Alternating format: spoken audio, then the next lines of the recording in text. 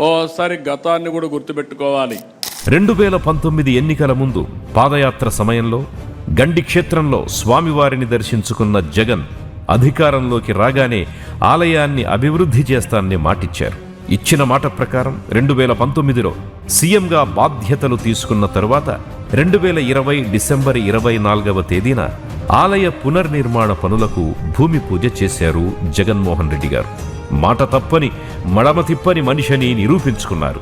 2021 అక్టోబర్లో బాలాలయాన్ని నిర్మించి స్వామివారి దారువు విగ్రహాన్ని ప్రతిష్ఠించి పూజలు నిర్వహిస్తున్నారు. చరిత్ర గుర్తుంచుకునేలా జరగాలి, చరిత్ర మాట్లాడుకునేలా ఆలయ పునర్నిర్మాణం జరగాలి అన్నట్టు గండి క్షేత్రానికి అప్పటి సీఎం జగన్ భారీగా నిధులు కేటాయించారు. పనులు ప్రారంభమైన వెంటనే ప్రధాన ఆలయం నిర్మాణానికి 14.5 కోట్ల నిధులు మంజూరు చేసిన జగన్ ప్రభుత్వం 2 ఏళ్ల తర్వాత మరో 5.5 కోట్లిచ్చింది. ప్రధాన ఆలయ నిర్మాణానికి మొత్తం 20 కోట్లిచ్చారు. తూర్పు పడమర రాజగోపురాలతో పాటు ఫ్లోరింగ్, ప్రాకారం నిర్మాణానికి గాను మరో 6 కోట్ల 5 లక్షలిచ్చారు. అంతకుముందు దక్షిణ రాజగోపురానికి 1.95 కోట్లు ఇవ్వడం జరిగింది. మొత్తంగా ఆలయ నిర్మాణానికి 28 కోట్లు కేటాయించింది అప్పటి జగన్ సర్కార్.